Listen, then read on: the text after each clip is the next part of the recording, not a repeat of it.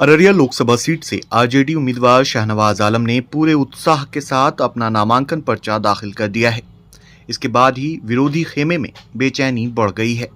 बिहार सरकार में मंत्री रहे शाहनवाज आलम के नामांकन में नेता प्रतिपक्ष तेजस्वी यादव और वीआईपी सुप्रीमो मुकेश साहनी, कांग्रेस नेता शकील अहमद खां सहित सीमांचल से महागठबंधन के सभी विधायक साथ रहे।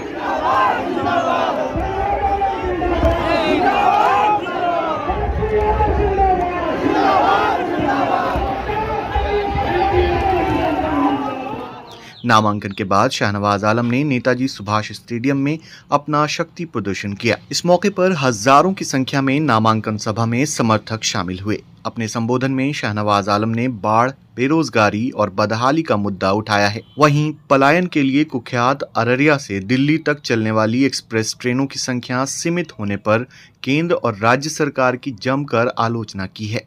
डबल इंजन की सरकार में पटना जाने के लिए एक इंटरसिटी एक्सप्रेस की व्यवस्था तक नहीं कर पाने पर मौजूदा सांसद की जमकर खिंचाई की है। इस मौके पर उन्होंने ऐसे निकम्मे लोगों को सत्ता से बेदखल करने के लिए लोगों से अपील की है।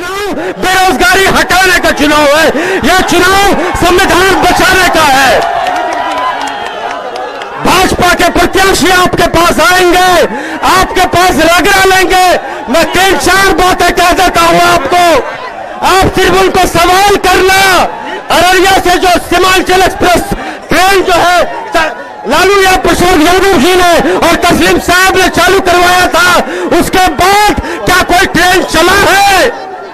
अररिया का सबसे बड़ा मुद्दा है स्थायी बाढ़ का समाधान हो, पलायन पर रोक हो। इन सब बातों पे पिछले 5 वर्षों में जो मौजूदा सांसद है वो विफल रहे।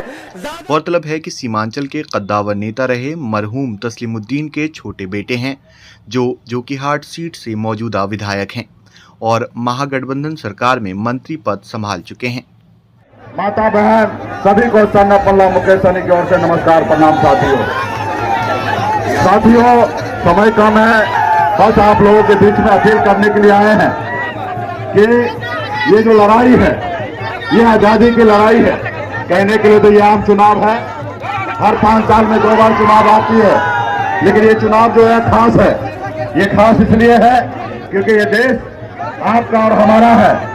आपके पूर्वज, हमारे पूर्वज ने हजारों लाखों की संख्या में शहीद हुआ, उसके बाद ये देश आजाद हुआ। साथियों ये देश पहले अंग्रेज के शासन में चलता था, लेकिन हमारे पूर्वज, आपके पूर्वज ने देश को आजादी दिलाई। बाबा साहब भीमराव अम्बेडकर ने हमें संविधान दिया और संविधान में हमें सर उठा के जीने का ताकत मिला था। साथियों आज कहीं ना कहीं हमारा संविधान खतरे में है।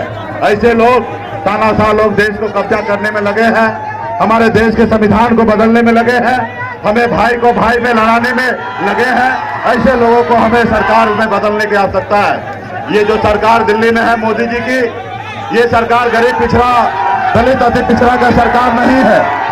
ये बड़े बड़े लोगों का सरकार है, ये अदानी अंबानी का सरकार है, ये गरीब पिछड़े का सरकार नहीं है। साथियों आप सभी को पता होगा, हम लोग गरीबी से निकले हैं। बॉम्बे जैसे शहर गए, 900 रुपये महीने पे नौकरी करता था। अपने समाज के हक अधिकार दिलाने के लिए बॉम्बे के ऐशोआराम जिंदगी को छोड़कर बिहार आए, अपने समाज को लड़ाई लड़ रहा था। आपने देखा हमने पिछली बार 4 विधायक बनाया, 4 विधायक बना, हमारे सहयोग से बिहार में सरकार बना। हम अगर समर्थन नहीं देते तो नीतीश कुमार बिहार का मुख्यमंत्री नहीं होते। हमारे समर्थन से सरकार बना और उन्होंने उसके बाद हमारे साथ क्या किया, हमारे विधायक को खरीद लिया, हमको सरकार से बाहर कर दिया। जो सरकार हमने बनाया था सिर्फ वो इसलिए मुकेश साहनी से उसको तकलीफ नहीं है, उन्होंने देखा कि एक मल्ला का बेटा, पिछड़ा का बेटा आगे बढ़ रहा है, इसको रोको।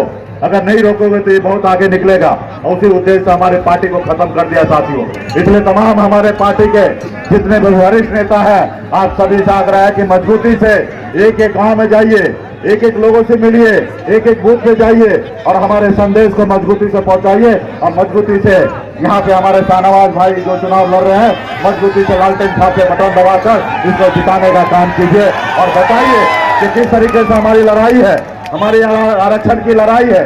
जब बंगाल में निषाद को आरक्षण मिल सकता है और जब दिल्ली में आरक्षण मिल सकता है, एससी का तो बिहार या उत्तर प्रदेश, झारखंड में क्यों नहीं मिल सकता साथियों। इसलिए आज मजबूती से अपने विचार को लेकर हम लड़ाई लड़ रहे हैं, संघर्ष कर रहे हैं। अपने लोगों को बताइए और एक एक मत को अपने भाई शाहनवाज को दिलाने का काम कीजिए। तमाम हमारे साथी यहाँ पे आए हैं, फिर आप लोगों के बीच में आएंगे, बहुत सारा बात रखेंगे। अभी बहुत बहुत धन्यवाद देता हूँ, सभी को धन्यवाद।